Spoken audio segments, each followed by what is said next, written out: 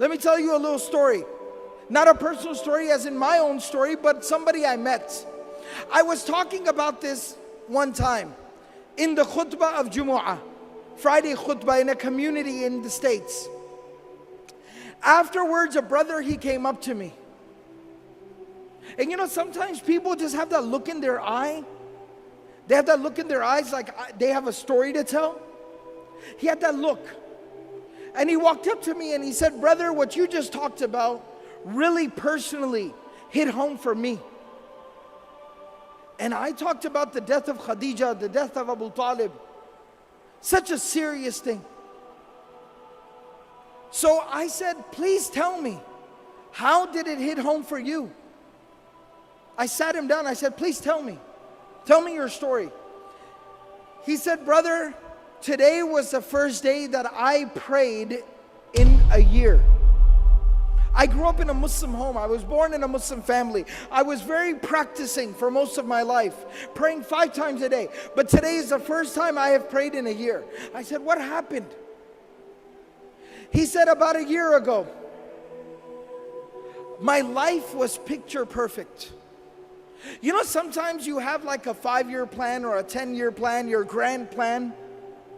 And you know, when everything is falling into place, your plan is working out, everything is going according to plan. He said, I was in that part of my life. I was nearing the age of 30. I had gone through college and medical school, working 2 jobs on the side. I had gotten married during that time, found the woman of my dreams, the love of my life. We had 2 beautiful small babies, children, 2 small children. I was in my medical residency, working 16 hours a day. And we were living in a small, tiny little apartment, not in a very good part of town. We had 1 car that was broken down. It kept breaking down every other day. It was very difficult. We were barely getting by. Years and years and years we got through, some way, somehow. I was now nearing the end of my medical residency. So I was starting to get offers from clinics and hospitals and doctors and groups. Very lucrative offers, 6 figures. 6 figures US, big deal. And things were starting to work out. I had not one but multiple offers on my desk. We had gone looking for nice homes so we could buy a house in a nice neighborhood, nice schools for our children. We went to the car dealership and we're looking at minivans and nice cars. Everything was working out. All our dreams were coming true. And he said, one day I came home a little bit earlier than scheduled. I walk into my house. I said, Salamu alaikum, practicing family. I said, Salamu alaikum, as the sunnah is. And nobody responded. I looked at the time, and it was usually the time my wife would put the kids down for a nap, their afternoon nap, and she would take a nap with them as well. So I said, let them sleep. I don't want to wake them up. I don't want to disturb them. So I went, I got some food, I sat down with my books, did some study, answered some emails. After a while, you know when kids, they wake up and they start to kind of fuss and make noise? I heard the kids from the room. The younger one was crying, the older one was talking, I could hear them. I got very excited, as a father does. Let me go, they're awake. It's fun time, family time. So I go to the room and I walked in and my kids are sitting on the bed next to my wife. And my wife is laying there between them, motionless, still, not responding, not reacting. And it looked wrong. Being a doctor, I jumped right in and I checked her and she had been dead. Not now, but for like an hour. She was cold, she was gone. Just like that. He said, brother, at that moment, my life, it fell apart. I lost the love of my life. My children lost their mother. And I lost my faith, my Imaan. He said, the next 24 hours were a blur. Janaza, tadfeen, the burial, it went by. I didn't even realize what was going on. After that 24 hours ended and we buried her, I went to my room and I locked myself in my room, and I did not come out of my room for days. I kept the lights off and I just laid in my room and stared at the ceiling. I did not hold my own children in my own hands for the next few days. My mother and my brother were taking care of my babies. I didn't know what I was supposed to do. After a few days, I crawled out of bed. I reconnected with my children.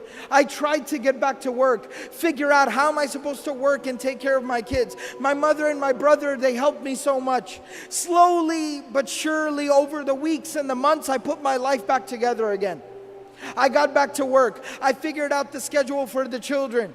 And I started figuring things out, but there was one thing that was still missing. One thing I could not figure out. One thing I could not solve. My Imaan was gone. My faith had been broken. I stopped praying. I no longer had faith. I was struggling. And he said, my brother, who wasn't just somebody who just showed up and just told me what to do. You know, some people, when they give advice, they're never there for you. They never help you. They don't support you. They just show up and tell you what to do. My brother was not like that. He looked after my kids. He stayed awake with my babies when I had to go to the hospital for a call. He's somebody who took care of me and my kids. I respect him. I love him. And he's very pious, very righteous. He prays. He kept telling me every single day, brother, come on, you need to pray.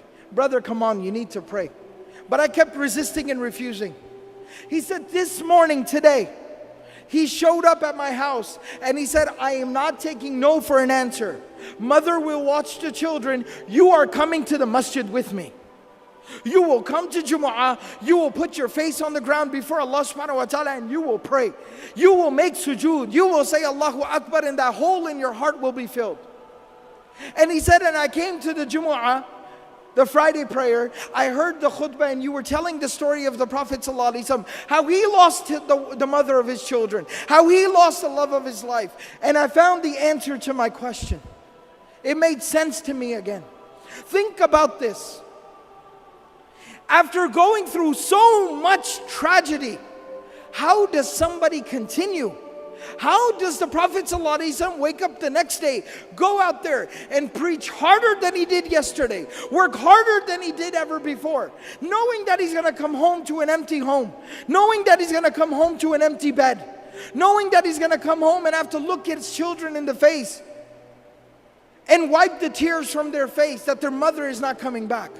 How did he persevere? How did he continue? It was at that moment that Allah subhanahu wa ta'ala provided him a solution.